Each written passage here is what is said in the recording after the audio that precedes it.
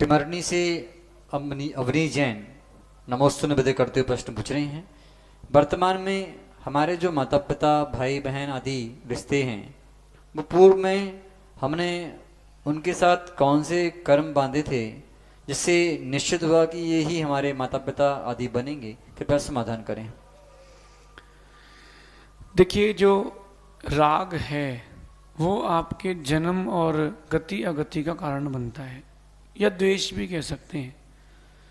रामायण पढ़ने पर ज्ञात होता है कि राम के 10 भव पूर्व से ही रावण, लक्ष्मण, विभीषण, सीता, इनका बैर और प्रीति परस्पर में चली आई। तो जो भी आपको संबंधी मिलते हैं वो पूर्व के राग के निमित्त से मिलते हैं। तो जो पूर्व का राग रहता है उसके निमित्त से आप सभी उन्हीं माता पिता या उन्हीं बंधुओं को प्राप्त करते हैं, और जो पूर्व का द्वेष रहता है उसके निमित्त से वो शत्रु भी वहीं उत्पन्न होते हैं। अपन ने पढ़ा जैसे कि भगवान पारसनाथ का जीव हाथी बना, आनंद मुनिराज की पर्याय में पहुंचा, वहां अजगर बन के कमट के जीव ने उनको ग्रस लिया, मतलब वो दोनों एक ही जगह पहुंच गए। तो राग द्वेष के निमित्त से होता है। पूर्व भाव के संस्कार थे या राग था तो एक जगह सभी उत्पन्न हो गए, ऐसा समझिए। छतरपुर से नेहा जैन नमोस्तु निवेदन करते हुए प्रश्न पूछ रही हैं।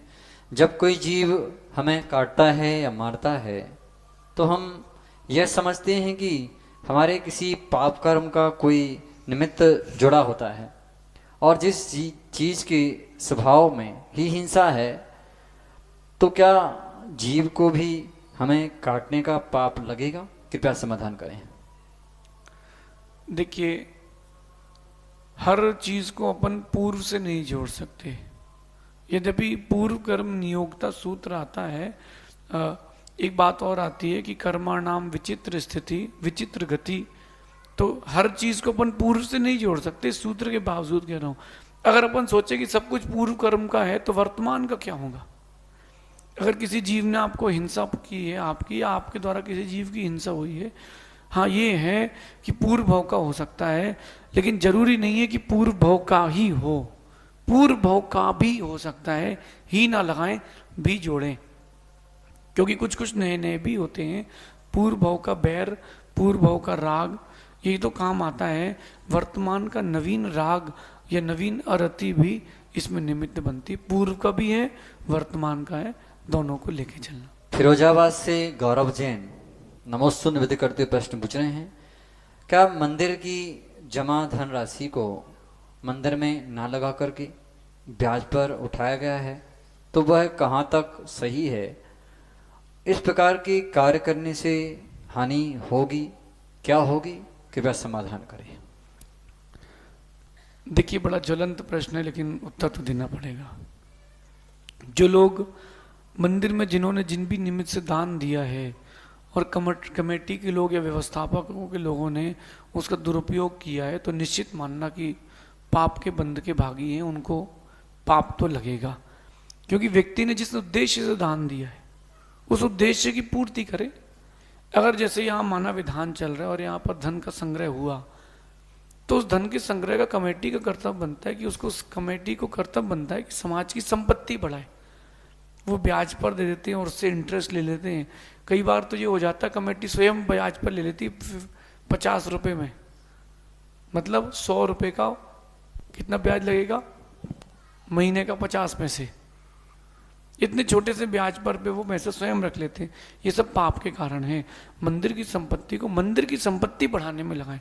एक चीज और कहता हूं, आजकल एक चीज हो गई है कि दान ले लेते हैं और वो उद्देश्य पूरा नहीं करते, उनको भी दोष लगेगा। कई बार ये भी होता है कि धर्मशाला वगैरह बना लेते हैं। बेचारे श्रावक ने धर्मशाला में कमरे बनवाए इस नियोग से कि यहाँ गुरुजी के प्रवचन होंगे, यहाँ एक बड़ा हॉल है तो यहाँ प्रवचन होंगे और गुरुजी इस कक्ष में रुक के साधना करेंगे। उस बिल्डिंग को किसी और निमित्त से उपयोग में ले लिया। ऐसा निमित्त पे दूसरे निमित्त से उपयोग में ले लेने से भी पाप का बंध होगा, क्योंकि उसके दिल को दुख तो होगा जिसने जिस नियोग से पैसा दिया है, धर्मशाला के लिए दिया है।